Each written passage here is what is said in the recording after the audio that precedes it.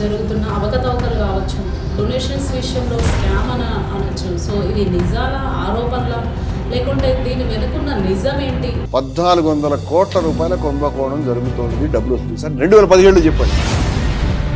2017కి 26కి మధ్య 10 సంవత్సరాలు ఉన్నాయి. 10 సంవత్సరాల క్రితం ఒక ధార్మిక సంస్థ చెప్పింది. చెప్పిన వాళ్ళు ఐఎస్ఐ కాదు, ముస్లిమ్స్ కాదు, కాంగ్రెస్ కాంగీలు అంటారు కదా, కాంగ్రెస్ పార్టీ కాదు, కమ్యూనిస్టులు కాదు, నక్సలైట్లు కాదు, అర్బన్ నక్సలైట్లు కాదు, ఎవరు కాదు. ఒక ధార్మిక సంస్థ, నిజమైనటువంటి ప్రతినిధిగా ఉన్నటువంటి ధార్మిక సంస్థ 1400 కోట్ల రూపాయలు కుంభకోణం. రాముడంటే అంత భక్తి ప్రపత్తులు ఉన్నవాడివి ఇవాళ ప్రజల హృదయాలు సూరంలో గుచ్చుకుంటే మాట్లాడేందుకు? మరి ఎవరి బాధ్యతలు నువ్వు ఏర్పాటు చేశారు? నీ మనుషులు కదా. రాముడి పేరు లేకుండా, రాముడి ఆలయం లేకుండా, రాముడి గురించి మాట్లాడకుండా అధికారులకు వచ్చారు మీరు. ఈ స్కామ్కి నిందితులైన వ్యక్తులు ఎవరి కార్యకర్తలు? ఐఎస్ఐ కార్యకర్తలు, కమ్యూనిస్ట్ పార్టీ కార్యకర్తలు, అర్బన్ నక్సలైట్ల వాళ్ళు. చెప్పండి. బీజేపీ ఎక్కడి నుంచి వచ్చింది? అరెస్ట్ నుంచి కదా. అరెస్ట్ గురించి ఎందుకు మాట్లాడుకుంటాం? ఇవన్నిటి యొక్క మూలాలు కలిసిన తర్వాత మీరు ఎట్లా విచారణ చేస్తారని అడుగుతుంది. విచారణ ఎదుర్కోవాలి మీరు. అసలు ఆ మాట బ్రిజ్భూషణ్ చెప్పాడు అంటే దాని వెనకాల పెద్దవాళ్ళు ఎవరై ఉండాలి? వాళ్ళు మంత్రుల, ముఖ్యమంత్రుల, కేబినెట్ మంత్రుల, కేంద్ర కేబినెట్, మరి బీజేపీలో అగ్రస్థానంలో ఉన్న వాళ్ళ, నాగపూర్లో ఉన్న, మాకు తెలియదు ఈ విషయం. రాముడి పక్కన మోదీ బొమ్మ ఫ్లెక్సీలో పెట్టినటువంటి వాళ్ళు దైవం పట్ల అపరాధం చేస్తారు లేదు. హరహర మహాదేవ్ అనేటువంటి వారణాసిలో ఒక పుణ్యమైనటువంటి నినాదం మోగే చోట హరహర్ మోదీ, గర్ గర్ మోదీ అని నినాదం ఇచ్చేవాళ్ళు హిందూ మతాన్ని ఉపయోగించుకుంటున్నారా? శివుడికి ఉపకారం చేస్తారా? శివుడి యొక్క పేరు వాడుకుంటారా? మీరందరూ కూడా దాని మీద సంపాదించుకున్నారు. రాజకీయంగా డబ్బులు సంపాదించుకున్నారు, శక్తి సంపాదించుకున్నారు, చివరికి డబ్బులు కూడా సంపాదించుకున్నారు, కుర్చీలు సంపాదించుకున్నారు, సమస్తం సంపాదించుకున్నారు. నష్టపోయింది హిందువులు, నష్టపోయింది మా రాముడిని నమ్ముకున్నటువంటి వాళ్ళు. అంచేత మీరు దోషులుగా నిలబడ్డారు ఇవాళ. నమస్తే, వెల్కమ్ టు టుడే 18 న్యూస్. నేను కల్పన. అయోధ్య రామ మందిరంలో జరుగుతున్న అవకతవకలు కావచ్చు, డొనేషన్స్ విషయంలో స్కామ్ అనొచ్చు. సో ఇవి నిజాల ఆరోపణల, లేకుంటే దీని వెనుకున్న నిజం ఏంటి అని తెలుసుకోవడానికి ప్రస్తుతం మనం విజయ విహార రమణమూర్తి సార్ దగ్గర ఉన్నాము. కొన్ని విషయాలు అడిగి తెలుసుకునే ప్రయత్నం చేద్దాం. మరి ఇందులో నిజంగానే అవకతవకలు జరిగాయా? ఇది నిజమా కాదా? సార్ నమస్తే. నమస్తే సార్, బాగున్నారా? బాగున్నాము. సో ఇప్పుడు కొన్ని రోజుల నుండి చూస్తే అయోధ్య రామ మందిరం గురించి స్కామ్ అని, లేకపోతే అవకతవకలని, కట్టడాల్లో అవకతవకలని, ఇవన్నీ కూడా బయటకు వినిపిస్తున్నాయి. కానీ కేంద్రం మాత్రం మౌనం పాటిస్తుంది. సో ఈ మౌనం వెనుకున్న అసలు నిజమేంటి? నిజంగానే అవకతవకలు జరిగాయా? నేను Hindus for plurality and equality సంస్థ ప్రధాన కార్యదర్శిగా ఈ విషయం పైన విస్తారంగా మాట్లాడాను, చెప్పాను కూడా. మొదటి విషయం ఏంటంటే, బయట మనకు మీడియా కానీ, ఈవెన్ కేంద్రంలో మీడియా కూడా దీన్ని ప్రాపర్గా ప్రొజెక్ట్ చేయట్లేదు. వాస్తవం ఏమిటంటే, ఇది ఇవాళ జరిగినటువంటి ఒక చిన్న నిధులలో గోల్మాల్ లాంటిది కాదు. దీని సమస్య కొన్ని దశాబ్దాల వెనకాల నుంచి జరుగుతుంది. ఇది సమస్య ఎక్కడి నుంచి వచ్చిందంటే, ఒక మాటలో చెప్పాలంటే, రాజకీయాలు ఎప్పుడైతే మతాన్ని కబ్జా చేయాలని ప్రయత్నం చేస్తే అక్కడి నుంచి వస్తుంది. రాజకీయ నాయకుడు భక్తుడు కాదు, రాజకీయ నాయకుడు ఆధ్యాత్మికవేత్త కాదు, రాజకీయ నాయకుడు మతం మీద భాష్యం చెప్పగలిగినటువంటి భాష్యకారుడు, ప్రవచనకారుడు కాదు. రాజకీయ నాయకుడు ఒక ఆశ ఉంటుంది, భక్తుడికి వైరాగ్యం ఉంటుంది. రాజకీయ నాయకుడికి ఆశ ఏంటంటే, నేను మళ్ళీ కుర్చీలో తెచ్చుకోవడం ఎలాగ, నెగ్గడం ఎలాగ, ప్రతిదీ రాజకీయమే చేస్తాడు. ఎప్పుడైతే రాజకీయ నాయకులు వచ్చారో అప్పటి నుంచి మతం స్వభావం మారుతుంది. మనకి ఇస్లాంలో చూసాము, హిందూ మతంలో కూడా చూస్తున్నాం. హిందూ మతంలో ఎలా జరిగిందంటే, 1984లో ఇందిరాగాంధీ గారు హత్యకు గురయ్యారు, ప్రధాని. జాతి మొత్తం కలచివేసేసేటువంటి సంఘటన. అందరూ కూడా కళ్ళమణి, భారతదేశ భవిష్యత్తు ఏంటని కంగారు పడ్డారు. అప్పుడు రాజీవ్ గాంధీ, అప్పటికి రాజకీయాల్లో కొత్తగా ఉన్నటువంటి వ్యక్తిని వాళ్ళు వారసుడిగా ప్రొజెక్ట్ చేస్తే దేశం అంతా ఒక వెల్లువలాగా ఆయన ఓట్లేశారు. భారతీయ జనతా పార్టీ అప్పుడు కొత్తగా పెట్టినటువంటి పార్టీ, అంటే జనతా పార్టీతో పాటు ఉండి ద్వంద్వ సభ్యత్వ సమస్య మీద చీల్చి బయటకు వచ్చినటువంటి పార్టీ 1980లో ఏర్పడింది. మొదట ఈ ఎన్నికల్లో 1985లో జరిగిన ఎన్నికల్లో అప్పుడు ఆ పార్టీ గాంధేయ సోషలిజం అనే నినాదం మీద పోటీ చేసింది. గాంధేయ సోషలిజం. ఈ భారతీయ జనతా పార్టీ అనేటువంటిది సంఘ్ పరివార్లో ఒక వింగ్ అనమాట, ఒక శాఖ. అంటే సంఘ్ పరివార్కి ఒక 400-500 సంస్థలు ఉన్నాయి ఇప్పుడు చెప్పాలంటే. దీంట్లో రాజకీయ రంగాన్ని కవర్ చేయడానికి భారతీయ జనతా పార్టీ, అన్నిటికీ కేంద్రం ఆర్ఎస్ఎస్.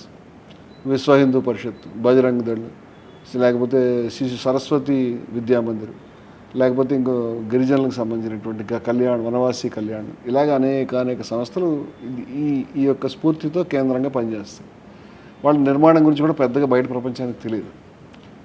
ఈ సంస్థ యొక్క ఎవరైతే వాలంటీర్లు, స్వయం సేవకులు ఉంటారో వాళ్ళు చాలా క్రమశిక్షణతో ఉంటారు.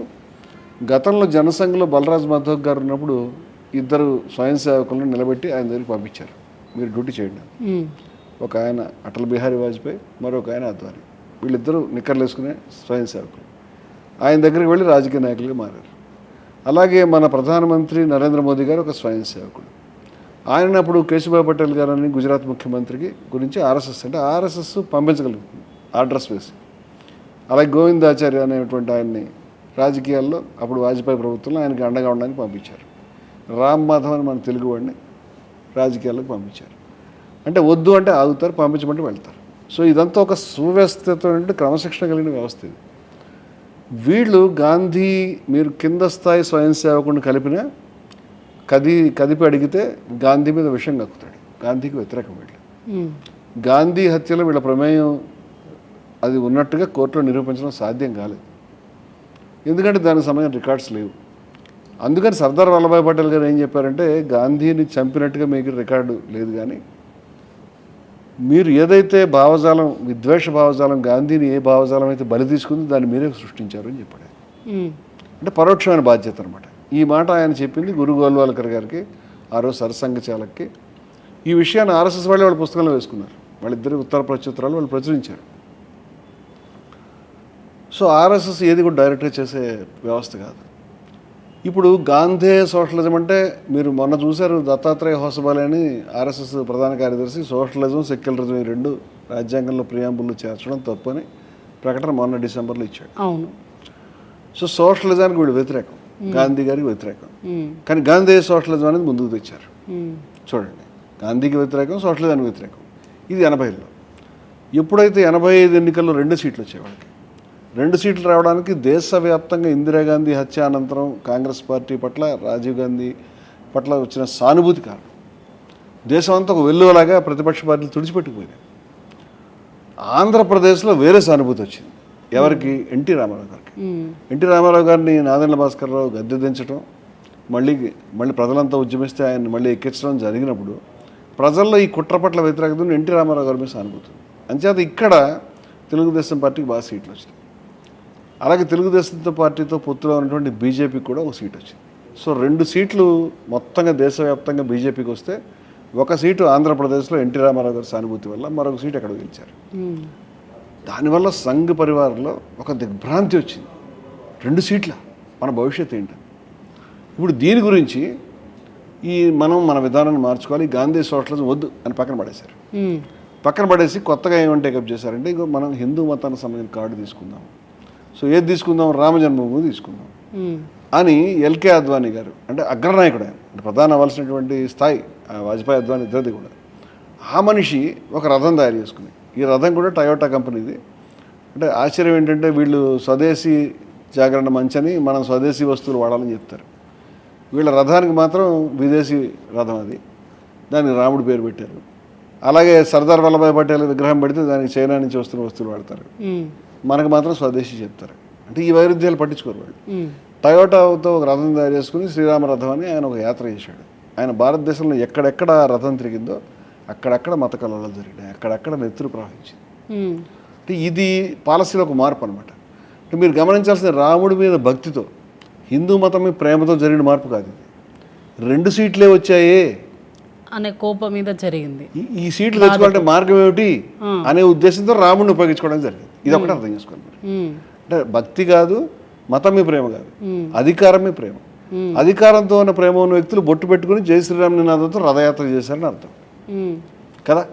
ఒకవేళ మీకు నిజంగా ప్రేమే ఉంటే అంతకుముందే చేయాలి కదా. అవును, 1979లో చేయాలి కదా. 1980లో మీ పార్టీ పెట్టిన వెంటనే గాంధీ సోషలిజం కాకుండా రామజన్మభూమి అని చెప్పాలి కదా. చెప్పలేదు ఎందుకు? గాంధీ సోషలిజం హిట్ అయి ఉంటే రామజన్మభూమి పేరు కూడా తీసేవారు కదా. అది దురదృష్టం. అది ఫ్లాప్ అయింది. అది ఫ్లాప్ అయ్యేసరికి దీని దగ్గరికి వచ్చారు. ఫ్లాప్ అవడానికి కూడా చారిత్రకమైన కారణాలు, ఇందిరాగాంధీ హత్య చెప్పాను కదా. సో దీన్ని మొదలుపెట్టిన తర్వాత అంటే రామ జన్మభూమి ఉద్యమం పుట్టడమే ఈ రకమైనటువంటి రాజకీయ ఉద్దేశంతో పుట్టింది. ఓకే. రైట్. పుట్టిన తర్వాత ప్రజల్ని విడదీయాలి, హిందువుల్ని కన్సాలిడేట్ చేయాలి, గ్రామాన కన్సాలిడేట్ చేసుకోవాలి. దీనికి సంఘ పరివార శక్తులు అన్నీ శ్రమించినాయి. ఆ క్రమంలో జరిగిన చరిత్ర అంతా మనకు తెలుసు. ఇప్పుడు మనం నిధుల గోల్మాలు మాట్లాడుతున్నాం. నేను మీకు బ్యాక్గ్రౌండ్ చెప్పాను, మన నిధులకే పరిమితం అవుదాం, మొత్తం స్టోరీ చెప్పాలి. రాజకీయం కోసం రాముని వాడుకుంటున్నారు. ఫస్ట్ విషయం అది అక్కడి నుంచి పుట్టింది. ఓకే. ఇప్పుడు 2, దీనికి సంబంధించి రామ జన్మభూమి ఉద్యమంలో పడిన ప్రతి అడుగు కూడా రాజకీయంతో లింక్ ఉంటుంది. రాజకీయం లేకుండా ఉండదు అసలు. అప్పుడు ఎన్నికలు వస్తే ఆ ఎన్నికలు నెగ్గడానికి ఒక యాత్రను ఒక ఇదో పెడతారు. అయోధ్య ప్రాంతం అనేది మత సామరస్యానికి నిలయం. అయోధ్యలో ఉన్నటువంటి ఇప్పుడు అంతకుముందు కూడా చాలా గుళ్ళు, మేము రాముడి గుళ్ళు ఉండేవి, మేము జన్మస్థానం అని చెప్పేవారు వాళ్ళు. ఎవరికి వాళ్ళు ఇక్కడ రాముడు ఇక్కడ పుట్టారు ఎవరికి తెలియదు కదమ్మా. అయోధ్యలో పుట్టాడని ఒక నమ్మకం, ఒక భావన, ఒక విశ్వాసం. ఏ గుడి కాకుడు మాదే ఇక్కడే పుట్టాడని చెప్తారు. ఎవరైనా అదే చెప్తారు. చాలా గుళ్ళని మనకి నవాబులు కట్టించారు. అవధ్ అనేటువంటి సంస్థానంలో వస్తుంది ఇదంతా. ఈ అవధ్ నవాబు వాజీద్ అలీ షా అనేటువంటి మనిషి ఎంత గొప్పవాడు అంటే ఆయన కృష్ణుడి మీద కవిత్వం రాసి డ్యాన్స్ చేసేవాడు, ఆయన పాటలు పాడి, రాజుగారు. అలాగే బేగం హజరత్ మహల్ అని రాణిగారు. వీళ్ళు బేగం హజరత్ మహల్ మనకు ఝాన్సీ లక్ష్మీబాయితో సమానం. ఝాన్సీ లక్ష్మీబాయి ఎలాగో ఒక ముస్లిం ఝాన్సీ లక్ష్మీబాయి కింద లెక్క. ఝాన్సీ లక్ష్మీబాయి వెంబడి ముస్లిం చెలికత్తెలు, ముస్లిం సేనాపతులు ఉన్నారు. బేగం హజరత్ మహల్ వెంబడి కూడా హిందూ సేనాధిపతులు, హిందూ అనుచరులు ఉన్నారు. అంటే మత సామరస్యం వెళ్ళి విరిసేది. అయోధ్యలో పంచకోశ పరిక్రమ అని ఒక యాత్ర చేసేవారు. ఆ పంచకోశ పరిక్రమ ప్రతి ఏడాది వస్తుంది. ఈ పంచకోశ పరిక్రమలో ముస్లింలు హిందువులకి నీళ్ళు ఇవ్వటం, మంచినీళ్ళు ఇవ్వటం, తినుబండారాల ఆహార పదార్థాలు కూడా ఇళ్ళకి తీసుకెళ్ళడం చేసేవారు. చాలా చోట్ల ముస్లింలు చాలా సందర్భాల్లో యాత్రలో పాల్గొనేవారు హిందువులకు మద్దతు. అంటే ముస్లిమ్స్ పాల్గొనడం, అలాగే హిందువుల పండుగలో ముస్లిం పండుగలో హిందువులు పాల్గొనడం చాలా సహజమైన విషయాలు. ఇవన్నీ కూడా మనకు కూడా ఉన్న అటువంటి సంస్కృతి భారతదేశంలో ఉంది. అవును. వీళ్ళు పంచకోశ పరిక్రమ రోజే ఒక పిలిపిస్తారు, అయోధ్యకి అందరూ భక్తులు రండి. వాళ్ళు బయట వాళ్ళు ఈ వాతావరణం తెలియని వాళ్ళు. వీళ్ళు విద్వేషంతో ముస్లింల మీద కోపంతో ముస్లిం జావో పాకిస్తాన్ కబ్రస్థాన్ అంటే వచ్చిన వాళ్ళు. వీళ్ళు వాతావరణం ధ్వంసం చేయడం తప్పితే ఏమి చేయరు. సో స్థానికంగా ఏ రోజు కూడా ముస్లిం వ్యతిరేకత కానీ హిందూ ముస్లిం ద్వేషం కానీ ఆ ప్రాంతంలో లేవు. అందుకే మీకు 89 ముందు కూడా అక్కడ కమ్యూనిస్ట్ పార్టీ తరఫున మిత్రసేన యాదవ్ నెగ్గాడు. మిత్రసేన యాదవ్ తర్వాత సమాజ్వాదీ పార్టీకి, తర్వాత కాంగ్రెస్ పార్టీ కూడా వెళ్ళాడు. మొన్న కూడా మీరు చూస్తే వీళ్ళు రామజన్మభూమిలో అక్కడ గుడి కడితే అక్కడ కాంగ్రెస్ పార్టీలో సమాజ్వాదీ పార్టీ నెగ్గింది అక్కడ. ఎందుకంటే అయోధ్య ప్రాంతంలో ఈ మతోన్మాద అనుకూలత ఎప్పుడూ లేదు ప్రజల్లో. ఇది వాతావరణం. ఇక్కడ వీళ్ళు ఎంటర్ అయినారు. ఇప్పుడు మీరు ఫండ్ గురించి అడుగుతుంటే నేను చరిత్ర అంతా ఎందుకు చెప్తున్నాను అంటే ఫస్ట్ నుండి తెలియాలి కాబట్టి. ఫండ్తో లింక్ ఉంది దీనికి. ఓకే. మీరు గమనించాల్సిన విషయం అది ఏమిటంటే, ఇప్పుడు నిర్మోహి అఖాడా అని ఒక అఖాడా, నిర్మోహి అఖాడా. అఖాడా అంటే ఏమిటమ్మా? కుస్తీలు పడతారు. కుస్తీ పట్టేది మత సంస్థ ఎందుకు అయింది అంటే, ఉత్తర భారతదేశంలో కొన్ని మత సంస్థలు అఖాడా పేరు మీద ఉంటాయి. స్వాములు కూడా ఏం చేస్తారంటే కుస్తీలు పడతారు, దేవుడు జపం చేస్తారు, సర్వస్వాన్ని త్యజించి వైరాగ్యంతో ఉంటారు. ఈ నిర్మోహి అఖాడా చాలా పేరున్నది. మధ్యప్రదేశ్, ఉత్తరప్రదేశ్ అనేక ప్రాంతాలు అనేక గుళ్ళు వీళ్ళ అధీనంలో ఉన్నాయి. మత సంస్థ అది. రామ జన్మభూమి వివాదంలో మొదటి నుంచి సిన్సియర్గా ఉండి నాయకత్వం వహించిన సంస్థ నిర్మోహి అఖాడా, వీళ్ళు కాదు. ఈ సంస్థ సంఘ పరివార సంస్థ కాదు. ఇది గమనించాలి మీరు. అర్థమైందా మీకు? అర్థమైంది. ఇప్పుడు నిర్మోహి అఖాడా రామానందీలు అంటారు. రామానందుడు అంటే కబీర్ యొక్క గురువు గారు, మీకు వినుంటారు కబీర్ పేరు. కబీర్ గురువు గారు రామానందుడు. ఈ రామానందుడి యొక్క అనుచరులు కాబట్టి రామానందీలు, రామానందీస్ అంటారు వీళ్ళు. రామానందీ వైష్ణవులు అనమాట వీళ్ళు మీకు సర్వస్వాన్ని అర్పించి వచ్చిన వాళ్ళు. రాముడే దేవుడు అని రాముడికి సంబంధించిన భజనలు, పూజలు, వ్రతాలు లేకపోతే కార్యక్రమాలు చేస్తారు.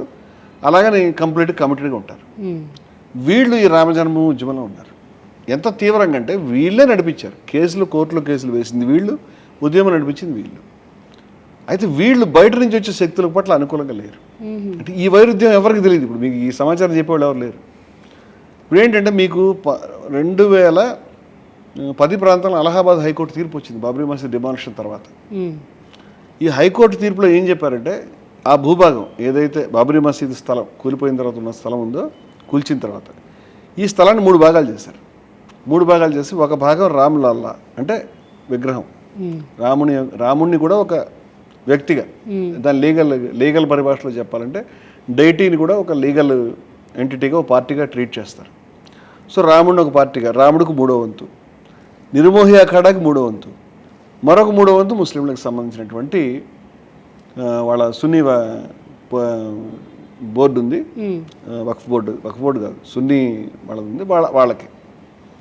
సో 3 భాగాలు చేస్తారు, ముస్లింలకి, నిర్మోహి అఖాడాకి, రామ్లలాకి. అంటే మీకు నిర్మోహి అఖాడా ప్రాధాన్యత అర్థం కావడానికి చెప్తున్నాను ఇది. అంతేగాని విహెచ్పికి కానీ ఆర్ఎస్ఎస్ కానీ వీళ్ళు లేరు దీంట్లో. మీకు అర్థమవుతుంది. తర్వాత 2019లో సుప్రీంకోర్టు అంటే దీన్ని ఛాలెంజ్ చేశారు, ఇది పనికిరాదు. సుప్రీంకోర్టు ఏం చేసిందంటే మొత్తం భూమి హిందువులకి, అదే బాబ్రీ మసీద్కి లేదు, మొత్తం భూమి హిందువులకే ఇచ్చేసారు. ఇచ్చి లేదనలేదమ్మా, ముస్లింలకు కూడా 5 ఎకరాలు ఇచ్చారు. ఆ స్థలం అంత పెద్దది కాదు, కానీ ఇంకా ఎక్కువ స్థలం ఇచ్చారు ముస్లింలకి. ఎందుకంటే ఒక సయోధ్య చేద్దాం, మన దేశంలో అంటే ఒక నరికి చంపాలనేది లేదు.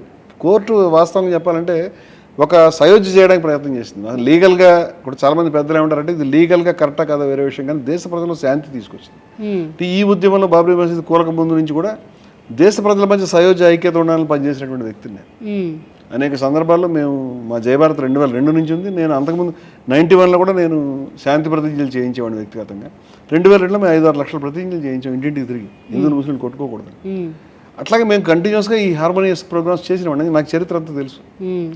దీంట్లో ఏమైందంటారమ్మా, 2019లోకి వచ్చినప్పుడు కోర్టు మొత్తం రాముడికి గుడికి ఇచ్చి ప్రభుత్వాన్ని ట్రస్ట్ పెట్టుకోమని చెప్పింది. దాని నుంచి 5 ఎకరాల భూమి ముస్లింలకి మసీదు కట్టుకోవడానికి, పక్కపక్కన ఇస్తే ఎందుకు గొడవలని కొంచెం దూరంగా ఇచ్చుకోండి, కానీ అది కూడా ప్రభుత్వానికి హ్యాండ్ ఓవర్ చేసి వాళ్ళు ఏదో స్థలం ఇచ్చారు, వీళ్ళు తీసుకున్నారు, అయిపోయింది.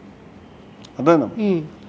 కానీ మరి నిర్మోహి అఖాడాకి ఎందుకు ఇవ్వలేదు అంటే సాంకేతికంగా వీళ్ళు వేసినటువంటి పిటిషన్ ఏదైతే ఈ ఛాలెంజ్ చేసినప్పుడు దీని మీద పిటిషన్ వేసుకున్నప్పుడు అది టైం బార్డ్ అంటారు, అంటే టైంకి వేయలేదు, సకాలంలో ఆ పిటిషన్ దాఖలు చేయకపోవడం వల్ల నీది సాంకేతికంగా రిజెక్ట్ అయింది. సాంకేతికంగా రిజెక్ట్ అయింది కానీ న్యాయపరంగా కాదు.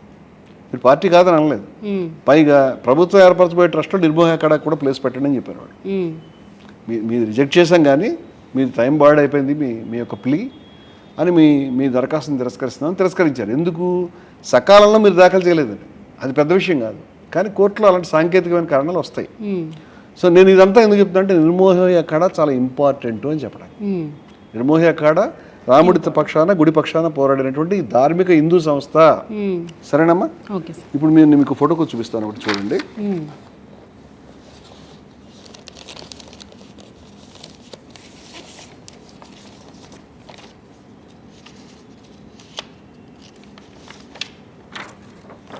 వీరిని మహంత్ సీతారాం దాస్ అంటారు, నిర్మోహి అఖాడా స్పోక్స్ పర్సన్, నిర్మోహి అఖాడా యొక్క అధికార ప్రతినిధి.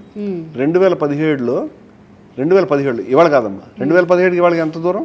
2017 అంటే 10 సంవత్సరాలు, దగ్గర 10 సంవత్సరాలు. 10 సంవత్సరాల క్రితం ఈ పెద్ద మనిషి నిర్మోహి అఖాడా అంటే ఎవరైతే రామజన్మ వాళ్ళు 1400 కోట్ల కుంభకోణం జరుగుతుంది, వీళ్ళు నిధులు తింటున్నారని చెప్పాడు. 10 సంవత్సరాల క్రితం. మీరు ఎక్కడ చెప్తున్నారా మీడియాలో? తెలుసుకోవాలి విషయాన్ని. ఎవరు చెప్పారు? ఐఎస్ఐ చెప్పలేదు, కమ్యూనిస్టులు చెప్పలేదు, అర్బన్ నక్సలైట్లు చెప్పలేదు, సెక్యులరిస్టులు చెప్పలేదు, ఇది కాంగ్రెస్ చెప్పలేదు, వీళ్ళు కాదు, ఒక హిందూ సంస్థ చెప్పింది. అది కూడా ఏ హిందూ సంస్థ? బయట ఉన్నది కాదు, ప్రధానమైనటువంటి పక్షం ఏదుందో అది చెప్పింది. ఏమనంటే 1400 కోట్ల రూపాయల నిధుల గోల్మాల్ జరిగింది, తినేశారు అని. అప్పటికి మీరు టెంపుల్ కట్టారా? కట్టలేదు. సుప్రీంకోర్టు తీర్పే రాలేదు. సుప్రీంకోర్టు తీర్పు కంటే ముందే చెప్పారు. ఎందుకు? 85 నుంచి కలెక్షన్ చేస్తున్నారు. 85కి ఇప్పటికి ఎంతమ్మా? 85 కాకపోతే 87 అనుకోండి. పోనీ 87కి వాళ్ళకి 40 సంవత్సరాలు, 4 దశాబ్దాలుగా ఈ విషయం మీద ఏ కార్యక్రమం తలపెట్టినా రాముడి గుడికి రాసుకోండి మా తరఫున అని ప్రతి ఊర్లో ఎన్ని కార్యక్రమాలు జరిగినాయి ఇప్పటిదాకా. అంటే దాదాపు 40 సంవత్సరాల నుండి ఫండింగ్ వస్తూనే ఉందమ్మా. ఎక్కడి నుంచి? భారతదేశంలో ప్రతి గ్రామం నుంచి, ప్రతి పట్టణం నుంచి, ప్రతి ఆర్ఎస్ఎస్ ప్రపంచంలోనే అత్యంత పెద్ద సంస్థ, ప్రపంచంలోనే అత్యంత పెద్ద సంస్థ ఇది. వాళ్ళే చెప్పుకుంటారు ఆ విషయాన్ని. ప్రపంచవ్యాప్తంగా విహెచ్పి ఉంది, ఆర్ఎస్ఎస్ ఉంది. ఇది ప్రపంచవ్యాప్తంగా ఒక గుడి గురించి 40 ఏళ్ళు కలెక్ట్ చేశారు. అర్థమైందా? ఇప్పటిదాకా భారతదేశ చరిత్రలో ఏ గుడికి ఇంతకాలం ఇన్ని ప్రాంతాల్లో డబ్బులు కలెక్ట్ చేయలేదు. మీరు ఢిల్లీ వెళ్ళి చూస్తే మేము అక్షరధామ గొప్ప గుడి కనిపిస్తుంది, అది టెక్నికల్గా వండర్. వాళ్ళు గుజరాత్లో ఒక అక్షరధామ కట్టారు, ఢిల్లీలో ఒక అక్షరధామ కట్టారు, ఇంకా చాలా చోట్ల పెద్ద పెద్ద గుళ్ళు కడతారు. సౌదీ అరేబియాలో కృష్ణుడి టెంపుల్ కడుతున్నారు. అలాగే అక్షరధామ్ కడుతున్నారు. అలాగే మనం చూస్తే అమెరికాలో వెంకటేశ్వర స్వామి టెంపుల్స్ ఇంకా చాలా గొప్ప గొప్ప టెంపుల్స్ కట్టారు. దేనికి గ్రామాల స్థాయిలో డబ్బులు ఎప్పుడు లేవు. అర్థమైంది. ఇప్పుడు ఏంటి భారతదేశంలో ప్రతి ఒక్క గ్రామం నుంచి వీళ్ళ శాఖలు అంటే బీజేపీ అధికారంలో లేకపోయినా ఆర్ఎస్ఎస్ శాఖలు ఆ ఊళ్ళో ఉంటాయి. ఇప్పుడు కోస్టల్ డిస్ట్రిక్ట్స్లో ఇప్పటిదాకా బీజేపీ అధికారంలో రాలే, కానీ ప్రతి చోట ఆర్ఎస్ఎస్ శాఖలు ఉంటాయి. వాళ్ళు కర్ర తిప్పుతారు, వాళ్ళు మనుషులు ఉంటారు, డ్రిల్లింగ్ చేస్తారు. ఇప్పుడు బీజేపీకి కేరళలో ఓట్లు పడుతున్నాయి, కానీ ఆర్ఎస్ఎస్ మొదటి నుంచి కమ్యూనిస్ట్ పరిపాలన కాంగ్రెస్ కమ్యూనిస్ట్ అని మారుతున్న రోజుల్లో కూడా ప్రతి గ్రామంలో ఆర్ఎస్ఎస్. సో ఆర్ఎస్ఎస్ చాలా సువ్యవస్థితమైన వ్యవస్థ. ఈ వ్యవస్థ ఏం చేసిందంటే ప్రతి ఊర్లో ఈ కార్యక్రమాన్ని, ఈ రాముడికి సంబంధించిన అక్షతలు, రాముడికి సంబంధించిన నైవేద్యాలు, రాముడికి సంబంధించినటువంటి శిలాన్యాసం ఇటకలు ఇటక పూజ చేసి పంపించాలి. ఇటక పూజ చేసి ఉత్తరం పంపిస్తారనుకున్నారు మీరు? ఊరంతా ఇటక పూజ చేసి దాంతోపాటు దక్షిణ కూడా ఇస్తారు. ఈ ఇటకలు, ఈ దక్షిణ, ఇవన్నీ కూడా మిస్యూజ్. 1400 కోట్ల రూపాయలని ఎవరు ప్రధానమైనటువంటి శక్తి కావాలి ఇందులో తెలుసుకోవాలి విషయాన్ని, ఎవరు ప్రధానమైన వారు ఆరోపించారు. ఈ ఆరోపణ ఎవడు పట్టించుకోవాలి. No care. దాదాపు ఇప్పుడు మీడియాలో వస్తున్న ప్రచారం ఏంటంటే సార్ 200 కోట్లు చెప్తాను. ఇదంతా ఇప్పుడండి. ఇప్పుడు విషయం పక్కన, ఇప్పుడు విషయం వద్దాం మనం. అంటే చాలా మందికి తెలియదు కదా. సంవత్సరాల నుండి నేను ఎక్కడికి వస్తాను. వీరి పేరు బాబా లాల్ దాస్ గారు. వీరు ఎవరో తెలుసా మీకు? అయోధ్యలో రామాలయం ఇప్పుడు ఏదైతే ఉందో దాని యొక్క ప్రధానమైన పూజారి. ఇప్పుడు కట్టినప్పుడు కాదు, అప్పుడు డిస్ప్యూటెడ్ ఉన్నప్పటి నుంచి వీరిని కోర్టు నియమించింది. కోర్టు డిస్ప్యూట్ ఉంది కదా. 1980లో బాబా లాల్ దాస్ గారు మహానుభావు. వీళ్ళంతా కూడా ఆధ్యాత్మికత తప్పితే మతం తెలియని వాళ్ళు. వాళ్ళకి రాజకీయ సీట్లు నెగ్గాలి, మనం వెనకాల బీజేపీని నెగ్గించాలి, ఎంపీ కావాలి, ఎమ్మెల్యే కావాలి, ఇవి లేవు. ఈ మహానుభావుడు రామాలయానికి పూజారిగా కోర్టు నియమించింది. కోర్టు నియమిస్తే అప్పుడు 80లో నియమించింది. ఆ తర్వాతనే ఈ బీజేపీ ఉద్యమం ప్రారంభమైనప్పుడు ఈయన ఏం చెప్పాడంటే, మీరు రావద్దు ఈ ఉద్యమంలోకి, మీరు అధికారాన్ని దుర్వినియోగపరచడానికి ప్రయత్నం చేయొద్దు, మీరు ఈ మతంలోకి మీరు ఎంటర్ అయ్యి మీ అధికారాన్ని సాధించుకోవడానికి మతాన్ని ఉపయోగించుకునే ప్రయత్నం చేయొద్దు అని బీజేపీకి చెప్పాడు. లాల్ కృష్ణ అద్వానీ గారు రథయాత్ర మొదలు పెడుతుంటే అయోధ్య రామాలయ ప్రధాన పూజ చీఫ్ ప్రీస్ట్, అయోధ్య గురించి కదా నువ్వు చేసే యాత్ర, అయోధ్య పూజారి ఏమని చెప్పాడంటే స్టాప్, నీ రథయాత్ర ఆపేయి అద్వానీ అని చెప్పాడు. ఆగిందా సార్ అది? ఎందుకు ఆగుతుంది? యాత్ర రాముడి గురించి అయితే జరిగేదే. యాత్ర సీట్ల గురించి అధికారంలో రావడానికి కదా, అందుకని ఎందుకు ఆగుతుంది? అది ఆగే అది ఫెయిల్ అయి ఉంటే కనుక ఆ రోజు ఆగేదేమో. వీరు ఆ మాట చెప్పారు. వీరు ఆ మాట చెప్తే ఒక కొండని ఓ చిన్న చీమ ఢీకొన్నట్లు ఎక్కడ ఉద్దేశం లేదు. వీరి వెనకాల వ్యవస్థలు లేవు, ఇంకా వర్గాల నిర్మోహం ఎక్కడ ఉంది, వీరి వెనకాల ఏ ఎక్కడ లేదు, కేవలం ఒక మనిషి, ఒక పూజారి చెప్తున్నాడు. ఒక పూజారి అంటే ప్రధానమైన ఆలయం యొక్క ప్రధాన పూజారి, శ్రీరామ మందిరం యొక్క ప్రధాన పూజారి, అది కూడా అయోధ్య టెంపుల్. అయోధ్య ఇప్పుడు నువ్వు గుడి కట్టకముందు విషయం చెప్తున్నాను. ఈ మనిషి నిలబడ్డాడు తీవ్రంగా, ప్రతిరోజు కూడా అక్కడున్న ప్రజలతో, అక్కడున్న వ్యక్తులతో ఈయన ఈ రాజకీయ వ్యవస్థ యొక్క జోక్యాన్ని పదే వ్యతిరేకించేవాడు. అంటే వీళ్ళకి ఇక్కడ గొంతులో వెలకేలాడమంట. ఈయన చేసిన ఇంటర్వ్యూస్ ఇప్పుడు కూడా మీకు నెట్లోకి వెళ్తే దొరుకుతాయి. ఈయన ఒక సందర్భంలో చెప్పాడు, 50 మంది పూజారులు చంపేశారు ఇక్కడ. ఎంతమంది? 50 మంది పూజారులు చంపేశారు. నన్ను ఉంచుతారు, నేను నమ్మకం. నేను ఇంకా బతుకున్నానంటే ఆశ్చర్యం. నేను ఇవన్నీ చెప్తున్నానంటే నన్ను ఎప్పుడు చంపేస్తారండి. ఆయన కూడా చెప్పాడు, నిధులు దుర్వినియోగం చేస్తున్నారు. ఎప్పుడమ్మా? 89-90లో. 89-90 అంటే ఇప్పుడు ఉద్యమం ఎప్పుడు పుట్టింది? 87-88 అన్నారు. అంటే పుట్టినప్పుడు చెప్తున్నాడు ఈయన. ఏమని? నిధుల దుర్వినియోగం, డబ్బులు వసూలు చేస్తున్నారు, వాడేసుకుంటున్నారు, రాముడికి దీంతో సంబంధం లేదు, రాజకీయానికి వాడుతున్నారు, రథయాత్ర డేంజర్, ఇది చేయకూడదు, విద్వేషం రేపకూడదు, అవసరం లేదు అని చెప్తున్నాడు. ఈ మహానుభావుడు ఏం చెప్పాడంటే, ఇది చాలా పెద్ద వ్యవస్థ, 50 మందిని చంపారు, నాకు తెలియదు ఎవరిని చంపాడు, ఆయనకు తెలుసు. 50 మంది పూజారులు చంపారు, నన్ను ఉంచారంటే ఆశ్చర్యం, నన్ను ఎప్పుడు చంపేస్తారు అన్నాడు. 1991లో కళ్యాణ్ సింగ్ గారు అధికారంలో ఉన్నాడు. వాళ్ళు ఒక నిర్ణయానికి వచ్చారు, అది ఏమిటనేది చూద్దాం. ఈయనని తొలగించారు, ప్రధాన పూజారి పదవి నుంచి రద్దు చేశారు. చట్టపరంగా కోర్టు నియమించిన వ్యక్తిని ముఖ్యమంత్రి తీసేయొచ్చా అంటే వారికి హక్కు ఉందో మనకు తెలియదు. ఈయన కోర్టుకు వెళ్ళి దాని గురించి సాధించుకోవడం జరిగితే వేరు. ఈయన పక్కన పెట్టారు, వాళ్ళకి అనుకూలమైన వ్యక్తిని తెచ్చుకున్నారు. ఎందుకంటే అయోధ్య రామాలయ పూజారి ప్రతి నిమిషం కూర్చుని మీరు తప్పు అంటే ఉద్యమం అంటే నడుస్తుంది. అవును. వీళ్ళకి కావాల్సిందే అదే కదా. ఉమ్, సో అందుకని ఆయన పక్కన పెట్టారు. ఉమ్, ఆయన చెప్పాడు నన్ను చంపేస్తారు, దయవుంచి నాకు పోలీస్ ప్రొటెక్షన్ ఇవ్వండి అని కళ్యాణ్ సింగ్ని అడిగాడు. ఉమ్, ఇవ్వలేదు. ఉమ్, ఈయన దింపేశారు. 92లో బాబ్రీ మసీద్ కూల్చేశారు. 93లో ఈయన చంపేశారు. హత్యకు గురైపోయిండు. ఉమ్, బాబ్రీ మసీద్ కూలగొట్టిన కొన్ని నెలల తర్వాత ఉమ్, ఈ మనిషిని హత్య చేశారు. 92 డిసెంబర్ 6లో బాబ్రీ మసీద్ కూల్చారు. కేవలం కొన్ని నెలల తర్వాత ఈయన చంపేశారు. ఈయనేమి వివిఐపి Z+ కేటగిరీ సెక్యూరిటీ ఉన్న మనిషి కాదు. ఈయన వెనకాల 10 మంది కూడా లేరు. ఉమ్, ఒక సాధువు, ఏమీ లేనటువంటి వైరాగ్యంతో మతభావన, మతం యొక్క ఆధ్యాత్మిక విలువలు నమ్మినవాడు. ఉమ్, అందుకని మతంలో రాజకీయాలు చొరబడుతుంటే చూసి భరించలేకపోయినాడు. ఈ దుర్మార్గానికి, ఇప్పుడు మనం చూస్తున్న 200 కోట్ల దుర్మార్గానికి ఆ రోజు బీజం పడుతుంటే తప్పు అని చెప్పినవాడు. ఉమ్, ఈయన అయోధ్యకి కేవలం కొన్ని కిలోమీటర్ల దూరంలో తన స్వగ్రామానికి ఒక గుడిసెలో వెళ్ళి ఆ రాత్రి ఉన్నప్పుడు ఒక్కడే ఉంటాడు. సాధువు ఇంట్లో, ఆయనకు బంధువులు భార్య పిల్లలు లేరుగా. ఆయన తుపాకీలతో కాల్చి చంపేశారు. ఉమ్, తర్వాత దాని మీద విచారణ చేసి ఇది ఏదో ఆస్తి తగదా, భూమి తగదా అని తేల్చి పక్కన పడేశారు. కొట్టేశారు కేసు. ఇప్పుడు మనం ఎక్కడన్నా మాట్లాడితే ఈయన ఫోటో చూపించి ఈయన చంపేశారా, ఈయన ఇప్పుడు జరుగుతున్న కుంభకోణాన్ని 40 ఏళ్ల క్రితం చెప్పాడు. ఉమ్, ఈయన మనుషులను చంపేశారని చెప్పాడు. ఉమ్, ఎవరిని చంపారు అని చెప్పడానికి ఇప్పుడు ఈయన లేడు. ఆ పూజారి చచ్చిపోయిన 50 మంది ఎవరు?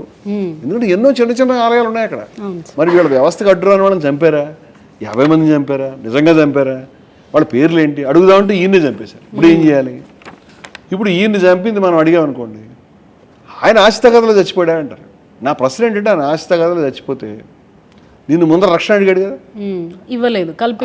ఆలయం పేరు మీద అధికారంలోకి వచ్చావు కదా, అవును. ఆలయ ప్రధాన పూజారి కదా, ఎందుకు ఆయన తీసేసావు? ఉమ్, తీసేసిన వాడివి ప్రొటెక్షన్ ఎందుకు ఇవ్వలేదు? ఆయన ప్రొటెక్షన్ ఇస్తే ఏమయ్యేది? నిన్ను అనకుండా వాడడం కదా. అవును. ఇప్పుడు నువ్వే ఈ పని తలపెట్టావు కాబట్టి ప్రొటెక్షన్ ఇవ్వలేదేమో అనుకుంటున్నాను.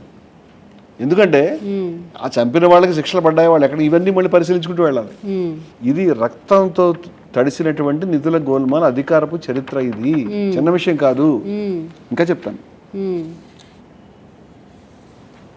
ఈయన గురించి చూడండి. ఈయన పేరు విశ్వబంధు గుప్తా. ఈయన ఆ ప్రాంతంలో ఇన్కమ్ ట్యాక్స్కి ఆయన ఒక కమిషనర్గా ఉన్నాడు. ఈయన విశ్వ హిందూ పరిషత్ వాళ్ళు నిధులు గోల్మాల్ చేస్తున్నారు, అకౌంట్లు సరిగ్గా చూపించట్లేదని 89లోనే, ఉమ్, ఇది కూడా ఎప్పుడమ్మా 40 ఏళ్ల క్రితం విషయాలు చెప్తున్నాను నేను. 40 ఏళ్ల క్రితం. 89లోనే మీరు నిధులు ఏదైతే వసూలు అవుతున్నాయో అవి ఎక్కడా లేవు, అకౌంట్లో ఉమ్, ఏ లెక్క లేదు, ఉమ్, మీరు సక్రమంగా వేయట్లేదు అని నోటీస్ ఇచ్చాడు వాళ్ళకి. నోటీస్ ఇచ్చినందుకు ప్రధానమంత్రి కార్యాలయం దగ్గర ఈ సంఘ పరివార కార్యకర్తలు గొడవ చేశారు. ఉమ్, ఈయనమే గొడవ చేశారు. ఈయన చంపేస్తామని చెప్పారు. నేను చంపేస్తాను పబ్లిక్. ఉమ్, అంటే ఆయన దగ్గరికి పబ్లిక్ వెళ్ళి ఇంటికి వెళ్ళి చెప్పారు, అదే వార్నింగ్ ఇచ్చినట్టుగా, చంపేస్తాము, హత్య చేస్తాము, నిన్ను బతకనేమో, నీకు ఎంత ధైర్యం నువ్వు నోటీస్ ఇవ్వడానికి, ఏమనుకుంటావు నువ్వు? మాకే నోటీస్ ఇస్తావా అన్నట్టుగా. ఆయన సస్పెండ్ చేయించారు, ఆయన ట్రాన్స్ఫర్ చేయించారు, సస్పెండ్ చేయించారు. అదృష్టవశాత్తు గౌరవంగా రిటైర్ ఇంటికి వెళ్ళిపోయింది. ఉమ్, కానీ నేను ఎందుకు చెప్తున్నా అంటే నిధులకు సమస్య కదా. ఇప్పుడు ఇవన్నీ ఎందుకు చెప్తున్నాను, ఇంకా నేను ఇప్పుడు ఆర్ఎస్ఎస్ పుట్టినప్పుడు 1920 చరిత్ర చెప్పగలుగుతాను, ఆ గొడవ వద్దు మనకి. ఉమ్, నిధులే మాట్లాడుతున్నాం మనం, ఎక్కడ డిబేట్ కావట్లేదు. అవును. 89లోనే నిధులకు సంబంధించి ఇన్కమ్ ట్యాక్స్ అయోధ్యలో ఉన్న వాళ్ళే క్వశ్చన్ చేసుకుంటూ వస్తున్నారు, కానీ వాళ్ళని ప్రభుత్వాధికారి, ఆదాయ పన్ను శాఖకి చెందిన అధికారి 89లో ఆయన చెప్తే ఆయనకి బెదిరింపులు వచ్చినాయి. ఆయన ఆన్ రికార్డ్ ఆయన చేసిన ఇంటర్వ్యూస్ ఉన్నాయి. ఆ మహానుభావుడిని సస్పెండ్ చేయించారు, ఆయన ట్రాన్స్ఫర్ చేయించారు. ఈ మహానుభావుడు కూడా నిధులే మాట్లాడాడు. చనిపోయాడు, ఎలా చనిపోయాడు తెలియదు. ఈ మహానుభావుడు 2017లో ఎవరు ప్రధానమైనటువంటి శక్తిగా అయోధ్య నడిపించారో, నిర్మోహి అక్కడ అధికార ప్రతినిధిగా, అధికార ప్రతినిధి అంటే ఈయన అధిపతి కాదమ్మా, అధిపతి చెప్తే చేస్తాడు, అధిపతులు వేరే ఉన్నారు. ఆ పెద్ద పెద్ద గురువులంతా రోజు మనకి ప్రెస్లో నాకు ప్రచారం కావాలి, నాకు కుర్చీ కావాలనుకునే వాళ్ళు కాదు, సన్యాసులు, సాధువులు, వాళ్ళు భక్తులు, భగవంతుడి భక్తిలో పరవశంగా ఉంటారు. వాళ్ళు ఇగో మఠానికి అధికార ప్రతినిధి చేత ప్రెస్ మీట్లో చెప్పించారు. ఆ మఠం ఏ మఠం? సైడ్ క్యారెక్టర్ కాదు, మెయిన్ హీరో క్యారెక్టర్. రామజన్మభూమి ఉద్యమం నడిపించినటువంటి ప్రధానమైనటువంటి శక్తే నిర్మోహి అక్కడ 1400 కోట్ల రూపాయలు ఇవాళ కాదు 10 ఏళ్ల క్రితం చెప్పింది. సో నేను 40 ఏళ్ల క్రితం రికార్డు, 10 ఏళ్ల క్రితం రికార్డు మీ ముందు ఉంచాను. ఏమంటే ఇప్పుడు వీరి పేరు, వారు అయోధ్యలో ముఖ్యమైనటువంటి హనుమాన్ గడి అంటారు, దానికి మహంత్ జ్ఞానదాస్ గారు, వారు కూడా ఎప్పటి నుంచి చెప్తున్నారు ఇక్కడ నిధుల దుర్వినియోగం జరుగుతుంది. వీళ్ళంతా పెద్దలండి, ఇంకా చాలా పేర్లు చెప్పగలుగుతాను నేను మీకు. ఇప్పుడు ఇవన్నీ చెప్తే నువ్వు హిందూ ద్రోహివి, నువ్వు రామద్రోహివి, మాకు వ్యతిరేకంగా మాడితే ఉద్యమాన్ని ప్రధానంగా నడిపేవాడు రామద్రోహేనా, నిర్మోహి అక్కడ కూడా రామద్రోహేనా, ఏది ఆలయ పూజారి కూడా రామద్రోహేనా, కుర్చీలో ఎక్కుదాం అనుకున్నా నువ్వు మాత్రం భక్తుడివా, నువ్వు మతాన్ని కాపాడతావా? ఈ విషయాన్ని గ్రామాన కూడా ముస్లిమ్స్ బాబరీ మసీదు కూల్చారు, అది జరిగింది ఇది జరిగింది అని చేత నువ్వు మాకు ఈ ఉన్మాదంలో కొట్టుకెడుతున్నటువంటి జనానికి ఈ మాట చెప్పిన వినేవాడు లేడు. ఇవాళ గుడికి శంకుస్థాపన చేశారు. గుడికి శంకుస్థాపన చేస్తున్నప్పుడు 2019 తీర్పు వచ్చింది. 2019 తీర్పు వచ్చిన తర్వాత వీళ్ళు శంకుస్థాపన చేస్తే మళ్ళీ నిర్మోహి అక్కడ వాళ్ళు చెప్పారు ప్రధానమంత్రి రాకూడదు, ఇక్కడ చేయకూడదు, నువ్వు రాజకీయ నాయకుడివి, నువ్వు ప్రధానమే, ఎవరైనా మతాధికారి వచ్చేస్తే బాగుండు, ఎవరైనా పీఠాధిపతి వచ్చేస్తే బాగుండు, ఎవరైనా భక్తుడు వచ్చేస్తే బాగుండు, రాజకీయ నాయకుడికి ఏం పని అన్నారు. వాళ్ళకి నిజంగా అప్రిషియేట్ చేయాలి, వాళ్ళకి ఇప్పటికి కూడా స్ట్రాంగ్గా ఉన్నారు అంటే. ఇప్పుడు మరి వీళ్ళ దౌర్భాగ్యం, షిరిడి సాయిబాబా ఆలయంలో షిరిడి సాయిబాబా ఆఫ్ఘనిస్తాన్కి వెళ్ళి వచ్చాడు, ఆయన పేరు ఏదో ఖాను, ఆయన బ్రిటిష్ వాళ్ళ దగ్గర డబ్బు తీసుకున్నాడు, ఇగో ఈ షిరిడీలో డబ్బులన్నీ తీసుకున్నాడు, హజ్కి పంపిస్తున్నారు అని పచ్చి అబద్ధాలు ప్రచారం చేసే యూట్యూబర్లు రామ జన్మభూమి అయోధ్య రామ మందిరాన్ని గురించి కిక్కురు బంటలేదు, ఒక్క వీడియో చేయట్లేదు. పుంఖాను వీడియోలు చేశారు బయట వాళ్ళ మీద, షిరిడి సాయి మీద, ఇప్పుడు చేయట్లే. ఇవాళ బయటకు వచ్చింది 200 కోట్ల రూపాయలు. ఎటువంటి మాటలు విన్నాం ఇప్పటిదాకా? ఆవంటే ఆవు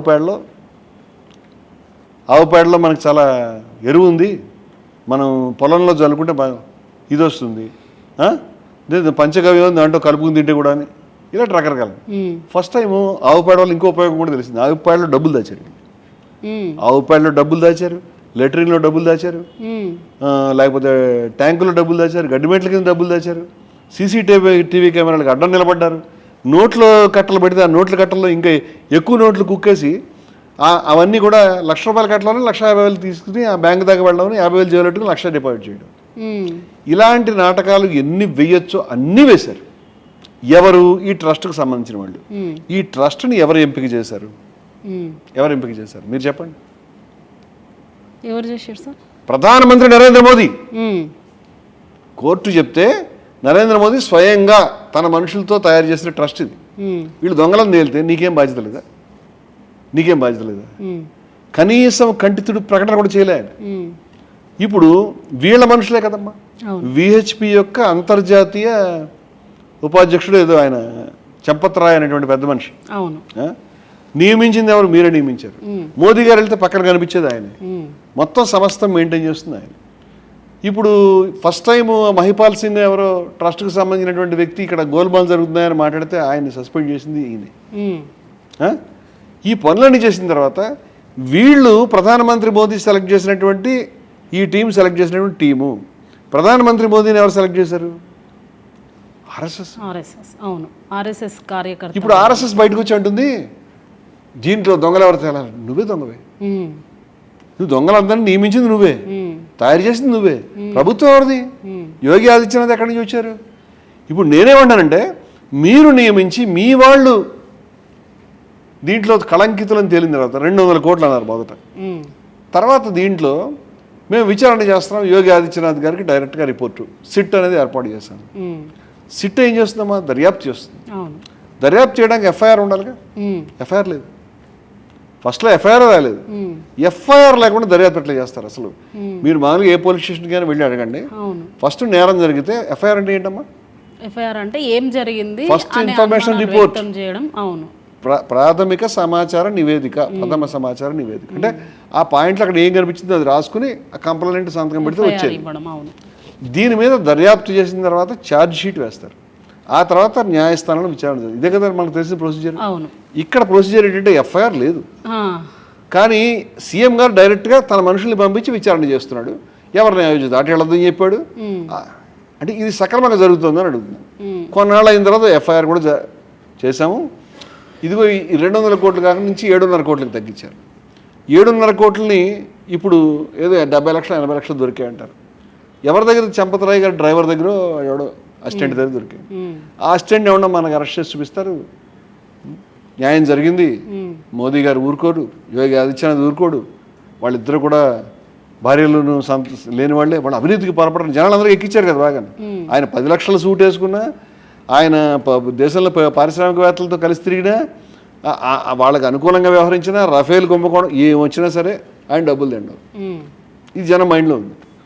ఇప్పుడు ఏం చేశాడు, ఇప్పుడు ఎవడికో పెడతారు, ఆ వాడికి శిక్ష పడుతుందా, శిక్ష పడిన తర్వాత వాడిని ఈ జైళ్ళలో వీళ్ళే విడుదల చేసుకోగలుగుతారు, వీళ్ళే చేయించగలుగుతారు. మామూలుగా మర్డర్లు చేసిన తర్వాత ఇంకో పని చేసిన తర్వాత వాడిని వెనక్కి లాక్కునే ఇప్పుడు 8 మందిని అరెస్ట్ చేశారు కదా సార్.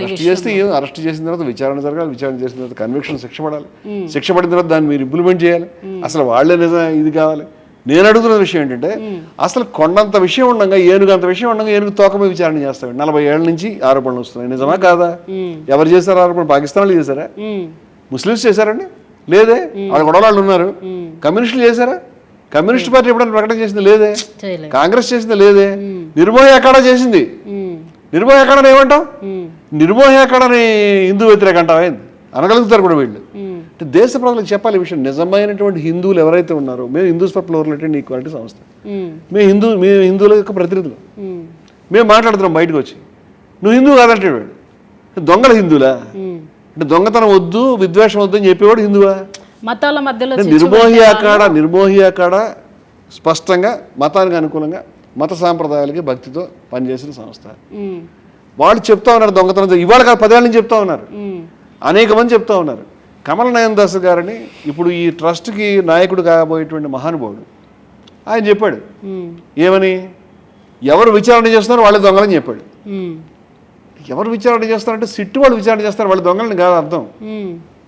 సిట్టుని ఎవరు నియమించారో వాళ్ళు, నాకు అలా అర్థమే. అంతకంటే ఆయన చెప్పలేదు. వినయ్ కటియార్ గారి పేరు విన్నారు మీరు?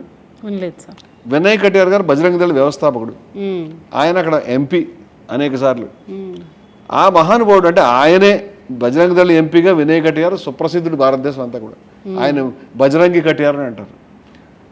ఆయన అంటే ఇది దొమ్మి సంస్థ. ఈ బజరంగ దళ అనేటువంటిది గుజరాత్లోను కానీ అన్ని చోట్ల కానీ హత్యలకి, రేపులకి, అన్ని రకాల పాల్పడింది కాబట్టి వినయ్ కటియార్ పేరు మోగింది కూడా. సరే, మనం అంటే వీళ్ళు ఎప్పుడు సంస్థాగతంగా మా పేరు ఇక్కడ రుజువు కాలేదు కదా అంటారు, దాన్ని మనం ఏం చెప్తాం కానీ కాలేదురా బాయ్. కానీ వినయ్ కటియార్ ఇవాళ ఏం చెప్తున్నాడు, ఏం చెప్పాడు విన్నారు మీరు?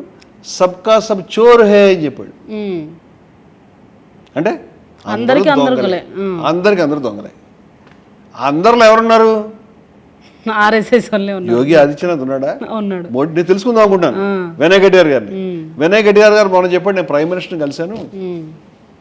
ప్రైమ్ మినిస్టర్ని కలిశాడు ఈయన ఎప్పుడు కలిశాడు, ఎప్పుడు వెనక్కి వచ్చాడు, అది ఏం చెప్పలేదు మనకి. నేను కలిశాను అన్నాడు. ప్రైమ్ మినిస్టర్ ఈయన అడిగాడు ఇప్పుడు ఏమవుతుంది అని. పాపం ప్రైమ్ మినిస్టర్ గారు తెలియదు ఏమవుతుంది. ఏం కాదులే నేను చెప్పాడు. ఏ విషయంలో ఏం కాలేదు అది కూడా నాకు అర్థం కాదు. ఇదంతా వినయ్ కటియార్ బయటకు వచ్చి చెప్పాడు. ఎప్పుడు కలిసావు నాయన, కలిసిన తర్వాత మీ ఇద్దరు కలిసి ఫోటో తెక్కకుండా నువ్వు ఎప్పుడు వెనక్కి వచ్చావు, మీ ఇద్దరు మంచి సంభాషణ ఏం జరిగింది మాకు తెలియదు. ప్రైమ్ మినిస్టర్ ఎందుకు మాట్లాడట్లేదు అంటే ఏం జరుగుతుందని టెన్షన్లో మాట్లాడట్లేదా, అది కూడా అనుమానమే కదా. అలాగే బ్రిజ్భూషణ్ శరణ్ సింగ్ పేరు విన్నారా? బ్రిజ్భూషణ్ శరణ్ సింగ్ అనేటువంటి ఆయన రెజ్లింగ్ సమాఖ్యకి అధ్యక్షుడిగా ఉండి, రెజ్లర్స్ అమ్మాయిలు సాక్షి మాలిక్ కానీ ఆమె ఫోగట్ వీళ్ళంతా కూడా ధర్నాలు చేసి లైంగికంగా మా పట్ల తప్పుగా వ్యవహరిస్తున్నాడు, ఈయన తీసేయండి అంటే, ఈ బీజేపీ ప్రభుత్వం ఇప్పటిదాకా ఎవరి మీద ఆరోపణలు వస్తే శిక్ష కాదండి, ఆ మనిషిని తప్పించాలి. మామూలు ఫస్ట్ విషయం అది. మీరేం ఉద్యోగం తీసేయకూడదు. ప్రణయ్ చచ్చిపోయాడు, ఆత్మహత్య చేసుకుని, దళితులు బాధపడుతున్నారు, ఉద్యమం జరుగుతుంది. వీసీని పక్క మామూలు విషయం అది. ఆరోపణ వస్తే ఆ మనిషిని పక్క తప్పించి విచారణ అయిన తర్వాత మళ్ళీ పెట్టుకో. కానీ ఈ పక్కగా తప్పించే విధానం బీజేపీకి లేదు. ఆయనే ఉంటాడు, నువ్వేమైనా చేసుకో. ఆడవాళ్ళ మీద ఇంతమంది ఆడవాళ్ళు బయటకు వచ్చి మమ్మల్ని మాతో అసభ్యంగా వ్యవహరించాడు ఈయన, సరిపోదండి. అసభ్యంగా 10 మంది ముందు దాని సాక్ష్యాలు ఉంటాయా? ఈ కెమెరా ముందు వ్యవహరిస్తాడా, లేకపోతే బయట రోడ్డు మీద వ్యవహరిస్తాడా? రూమ్లో వాళ్ళిద్దరు ఉన్నప్పుడే కదా ఆయన చేసేది. వేసాడని అమ్మాయి చెప్పిన తర్వాత నీకు అతన్ని పక్క తప్పించే మర్యాద లేదు. కానీ అతన్ని వాళ్ళు రోడ్డు మీద నిలబడి నిరాహార దీక్షలు చేసి లాఠీ దెబ్బలు తిని ఈ భారతదేశంలో క్రీడలకి మంచి మేలు చేసినటువంటి అమ్మాయిలు, క్రీడాకారులు, వాళ్ళు చేస్తే వాళ్ళకి ఏ దిక్కు లేకుండా పోయింది. అతన్ని బలపరిచారు వీళ్ళు. ఎవరిని? బ్రిజ్భూషణ్ శరణ్ సింగ్ 6 సార్లు ఎంపీ కదా. అంటే మీరు కాపాడుకున్నారంటే మీ వాడే కదా. అవునా? ఇప్పుడు ఆయన చెప్తున్నాడు, ఏమని చెప్తున్నాడు తెలుసా? ఏమని చెప్తున్నాడు? దీంట్లో చాలామంది పెద్దవాళ్ళు ఉన్నారు, నాకు అన్నీ తెలుసు. కానీ నేను ఒక్క మాట చెప్పినా పెద్దవాళ్ళు ఉన్నారు, నా పరిస్థితి ఏంటి నాకు తెలియదు. అవును సార్, ఆ వీడియో ఇప్పుడు బాగా సోషల్ మీడియాలో వైరల్ అవుతుంది. నేను అడుగుతున్న విషయం ఏంటంటే ఏం తెలుసు ఆయనకి? అది అది అది అది తెలుసుకోవడానికి సిట్ ఏమైనా ఆయన పిలిపించిందా? సిట్కి చెప్తాడా? సిట్ని ఎవరు నియమించారో వాళ్ళ గురించి ఆయన చెప్పలేడేమో. అలాగే అనేక మంది బీజేపీ నాయకులు కూడా ఈ యొక్క విచారణ కుదరదు, కేంద్ర స్థాయిలో జరగాలని చెప్తున్నారు. బీజేపీ నాయకులు చెప్తున్నారు, సమాజ్వాదీ పార్టీ నాయకులు, కాంగ్రెస్ వాళ్ళు చెప్పారంటే పోనీ అనుకోవచ్చు. ఇలాగే ట్రస్ట్లో ఉన్నటువంటి పెద్ద మనుషులు కూడా చెప్తున్నారు.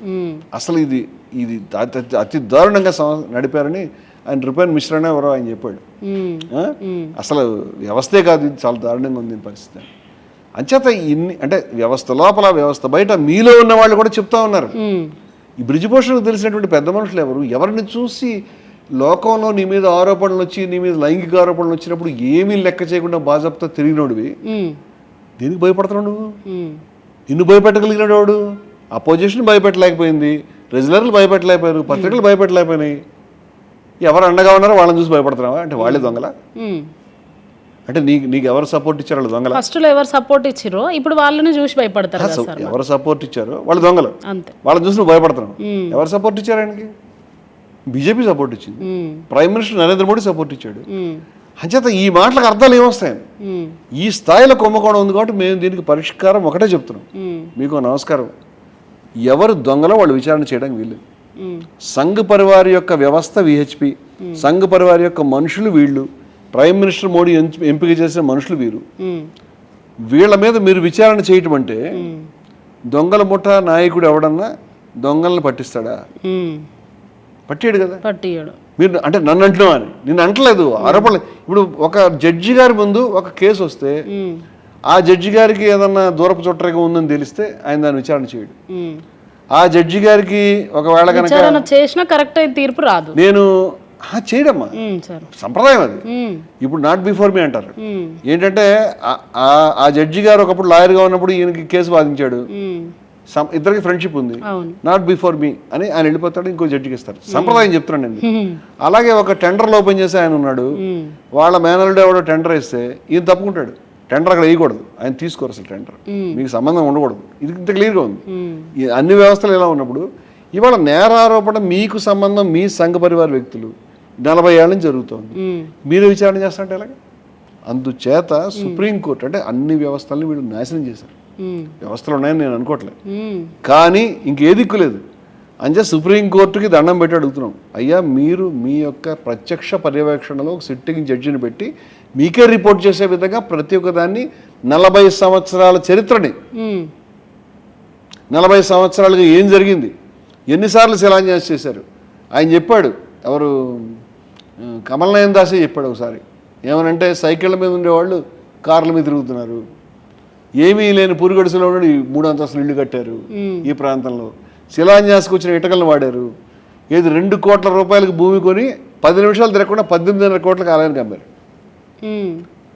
ఆలయానికి 18.5 భూమి కావాలి, భూ కుంభకోణం జరిగింది. 2 కోట్ల రూపాయలు పెట్టి కొంటాడు, 10 నిమిషాలకు మళ్ళీ ఆ రిజిస్టర్ పేపర్ ఇక్కడ సంతకం, ఇక్కడ సంతకం, 16.5 కోట్ల ప్యాకెట్లో. అంటే ఇది జరిగింది. భూ కుంభకోణం ఆరోపణలు, ఇటకల మీద ఆరోపణలు, ఏది డొనేషన్ల మీద ఆరోపణలు, వెండి ఇటకల మీద ఆరోపణలు, నోట్ల మీద ఆరోపణలు, ఇంత భ్రష్టు పట్టింది వ్యవస్థ. ఈ వ్యవస్థను నువ్వు ఎందుకు ఉపయోగించుకున్నావు? ఇప్పుడు 2024లో హడావుడిగా జనవరిలో ఎందుకు దీన్ని ఓపెనింగ్ చేశారు? ఎందుకు చేశారు? వాళ్ళే చెప్తున్నారు ఆలయం ఇంకా కంప్లీట్ కాలేదు అని.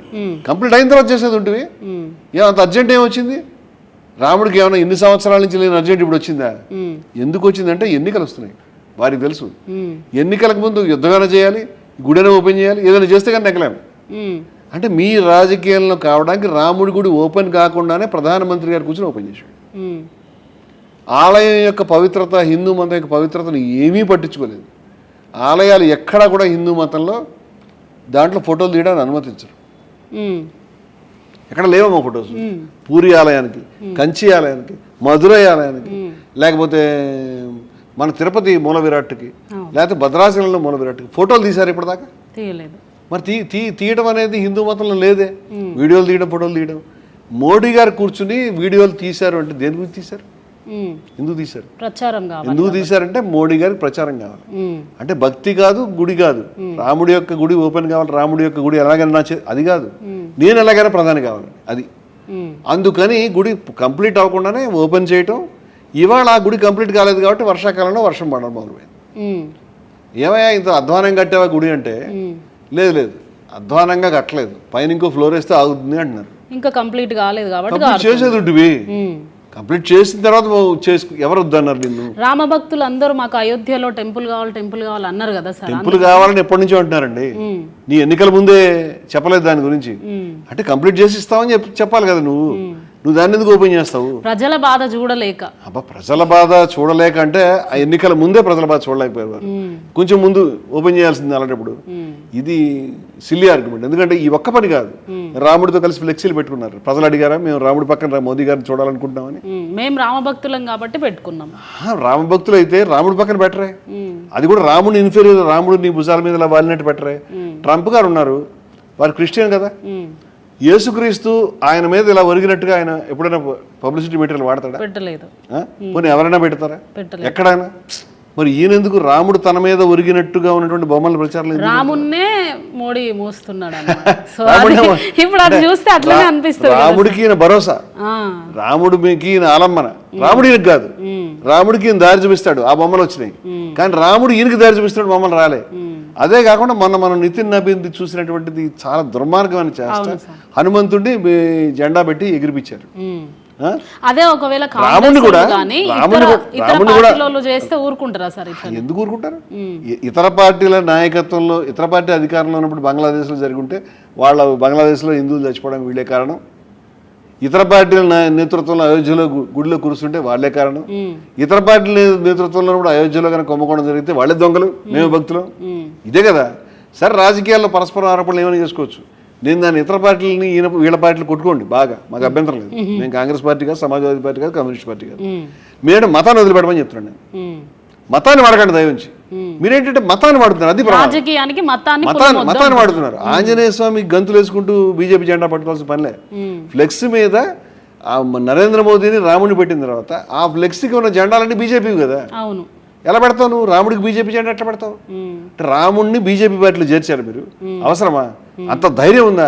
రాముడికే ఆలంబన కలిగించి, రాముడికే సభ్యత్వాలు ఇచ్చి, రాముడికే దారి చూపించి అంత పెద్దవాళ్ళు అయిపోయారు మీరు. ఎంత ధైర్యం ఇది? మీ హిందువుల మనసు గాయపరచడం కదా ఈ పని? పదే ఇప్పుడు హర హర మోదీ, గర్ గర్ మోదీ నినాదం అభ్యంతరకరం కాదా? హర హర మహాదేవ్ అనేటువంటిది వారణాసి కాశీ హిందువుల పుణ్యక్షేత్రం. హర హర మహాదేవ్ అనేది నినాదం. అక్కడికి వచ్చి ఇది హరహర మోదీ, గర్గర్ మోదీ అని నినాదం ఏమొచ్చా? ఏడుకొండలవాడ వెంకటరమణ గోవింద గోవింద అని మనకి తిరుపతిలో నినాదం. ఏడుకొండలవాడ చంద్రబాబు నాయుడు గోవింద అంటే ఎంత బాధ ఉంటుంది? అంగీకరిస్తావా? అంటే మీకు ఎగ్జాంపుల్ అర్థం కావడం చెప్తున్నా.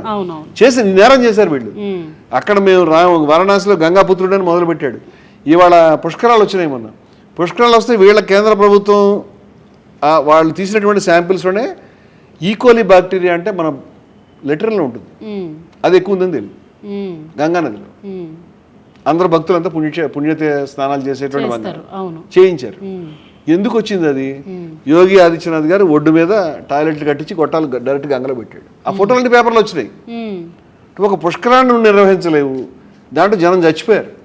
దాంట్లో దాని ఏమంటారు, రైల్వే స్టేషన్లో కుమ్ములాట్లు, అగ్ని ప్రమాదం అన్ని చోట్ల. ఒక సరైనటువంటి విధానంతో, ఒక పవిత్ర భావంతో ఒక చిన్న పుష్కరాన్ని ఒక పెద్ద పుష్కరాన్ని నిర్వహించలేవు, గుడిని నిర్వహించలేవు, ఏమీ చేయలేవు. ఎందుకంటే నువ్వు చేయకపోవడం కారణం నీ మనస్సు దేవుడి పైన, నీ మనసు ఆధ్యాత్మికత పైన లేదు, నీ మనసు అధికారం పైన ఉంది, నీ మనసు కుర్చీ మీద ఉంది, నీ మనసు అక్కడ తెచ్చుకోవడం మీద ఉంది. అందుచేత ఇన్ని సంవత్సరాలు దీన్ని పట్టి ఈ ఇష్యూని, రాముణ్ణి ఎన్నికల గురించి వాడడానికి ఇన్ని ప్రయత్నాలు చేశారు. కాబట్టి ఇకనైనా విడిచిపెట్టండి. మీ శక్తి సామర్థ్యాలతో మీరు చేసే స్కీములు ఏంటో ప్రజలకి మీరు ఏం మంచి చేస్తారు దాన్ని చెప్పుకుని అధికారంలోకి రండి. రాముడి జోలికి రావద్దు, మతం జోలికి రావద్దు, మతం పేరు తీయొద్దు, మతానికి సంబంధించిన చిహ్నాలను వాడుకోవద్దు. అలాగే ముస్లిమ్స్ కూడా, ఇస్లాంలో కూడా మీరు వాడద్దు, ఖురాన్ని వాడద్దు, మతాన్ని వాడద్దు, మేము ముస్లింల పార్టీ, మేము హిందువుల పార్టీ చెప్పుకోవడం మానేయండి అని నేను విజ్ఞప్తి చేస్తాను. దీనిపైన సిట్టింగ్ జడ్జితో కఠినమైనటువంటి పద్ధతిలో విచారణ జరిగిస్తే నిజాలు వస్తాయి తప్పితే లేదా రానే రావు. దొంగలు అలాగే ఉంటారు, మనకేదో చిన్న షో చూపిస్తారు, వెళ్ళిపోతారు. దీన్ని అడిగేవాళ్ళు లేరు వీళ్ళు. ఈ చరిత్ర చెప్పేవాళ్ళు మాట్లాడేవాళ్ళు అడిగేవాళ్ళు ఎవరు లేరు. అదమ్మా. సో మీరు ఒక హిందూగా ఉండి ఆర్ఎస్ఎస్ మీద కానీ నిరభ్యంతరంగా నిర్భయంగా ఇవన్నీ చెప్తున్నారు కదా సార్, అసలు మీకేం భయం అనిపించడం లేదు? భయం అంటే మా మతంలో అంటే ఏ మతంలోనన్నా అన్ని మతాల్లోనూ మంచి క్వాలిటీస్ టాలీ అవుతాయి అంటే మీ మీద నా మాట వినండి. మా మతంలో ఉన్న ప్రధానమైన క్వాలిటీ ఏంటంటే మాకు ప్రామిస్ చేసింది స్వర్గం అది కాదు, నువ్వు ఆత్మజ్ఞానాన్ని పొందితే ఉపనిషత్తు నీకు లభించేది నిర్భయత్వం. యతో వాచో నివర్తంతే అప్రాప్య మనసా సహా ఆనందం బ్రహ్మణో విద్వాన్ నా వివేతి కుతశ్చనేత్. అంటే దేనికి భయపడడు ఎవరు. యతో వాచో నివర్తంతే అప్రాప్య మనసా సహా అంటే మనసుతో సహా వాక్కులు దేన్ని అందుకోలేక వెనక్కి మరలిపోతున్నాయో అంటే దాన్ని అందుకోలేకపోయినాయి. ఆ తత్వాన్ని అందుకోలేక నా మనసు వెనక్కి వచ్చేసింది, దానివల్ల కాలే. నా వాక్కు వెనక్కి వచ్చేసింది. ఎక్కడైతే వాక్కులు మనసు అందుకోలేక మరలిపోతున్నాయో ఆ బ్రహ్మం, ఆ అక్షరతత్వం, దాన్ని అర్థం చేసుకుని దాన్ని పొందినటువంటి వాళ్ళు యతో వాచో నివర్తంతే అప్రాప్య మనసా సహా ఆనందం బ్రహ్మణో విద్వాన్. అటువంటి బ్రహ్మ యొక్క ఆనందాన్ని తెలుసుకోగలిగినటువంటి వాళ్ళు నా వివేతి కుతశ్చనేతి, దేనికి భయపడరు.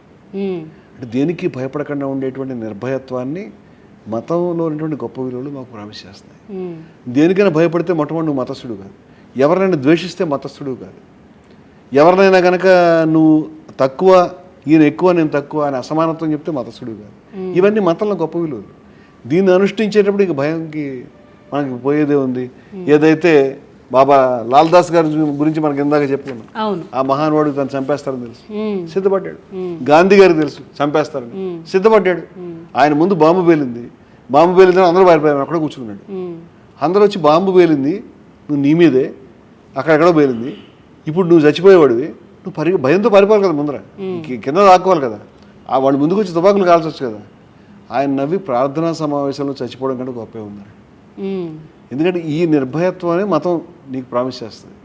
అంచేత మతంలో గొప్ప విలువలు నేర్చుకోవడానికి కూర్చున్నటువంటి వాళ్ళు నిర్భయత్వంగా ఉండడమే నేర్చుకుంటారు, ఇంకేం నేర్చుకుంటారు. సో ప్రాణాన్ని కూడా పక్కన పెడితే ఇప్పుడు ముద్రలు వేస్తున్నారు కదా సార్, అప్పట్లో గాంధీనే కొంతమంది హిందువులు ముస్లిమ్స్కి సపోర్ట్ చేస్తూ మాట్లాడుతున్నారని గాడ్సే ముఖ్యంగా. అప్పుడు కాదమ్మా, ఇప్పుడు గాడ్సే ఆ రోజు మాట వినవాడు ఎవడు లేరు. నేరస్తుడిని అడిగితే ఏదో ఒకటి చెప్తాడు, అది ప్రమాణం కాదు. గాంధీ గారు ముస్లింలకు అనుకూలం కాదు, హిందువులకు అనుకూలం కాదు. ఆయన మతోన్మాదులకు వ్యతిరేకం, మతాలకు అనుకూలం. ఆయన నౌఖాళీలో వెళ్ళి హిందువులు దాడికి గురైనప్పుడు ముస్లింలు హిందువులను చంపుతున్నప్పుడు అక్కడ తిరిగాడు. బీహార్లో ముస్లింలు చంపుతుంటే ఇక్కడ తిరిగాడు. ఢిల్లీలో కూడా తిరిగాడు. పాకిస్తాన్ వెళ్ళేవాడు ఆయన, లేకపోతే పాకిస్తాన్లో వెళ్ళి హిందువులు కాపాడే స్కీమ్ ఉంది ఆయన దగ్గర. బీబీ అబ్దుల్ సలాం మా ఆశ్రమంలో నేను ఆమె పేరు మీద 600 పేజీల పుస్తకం రాశాను. బీబీ అబ్దుల్ సలాం డైనింగ్ హాల్లో పెట్టుకున్నాం మేము. బీబీ అబ్దుల్ సలాము 26 రోజులు నిరాహార దీక్ష చేసింది. ముస్లింల చేతిలో హిందువుల ప్రాణాలు కాపాడడానికి ఒక ముస్లిం మహిళ చేసిన పోరాటం. గాంధీ గారితో ఉన్న వ్యక్తులు ఆ పని చేశారు. వీళ్ళేం చెప్తారు, అది వేరే చర్చ. గాంధీ గారి మీద వేరే పెట్టుకుందామండి, దీంట్లో కలిపితే it goes somewhere else. Thank you sir. So Ayodhya Rama మందిరం గురించి ఇప్పటి నుండి కాదు, దాదాపు 40 ఏళ్ళ చరిత్ర మనం చూసినాం. సో దాని వెనుక ఎక్కడ చూసినా కూడా రాముని రాజకీయం కోసం వాడుకోవడమే ఉంది, కానీ ఇందులో నిజమైన భక్తి ఆరాధన మాత్రం ఇక్కడ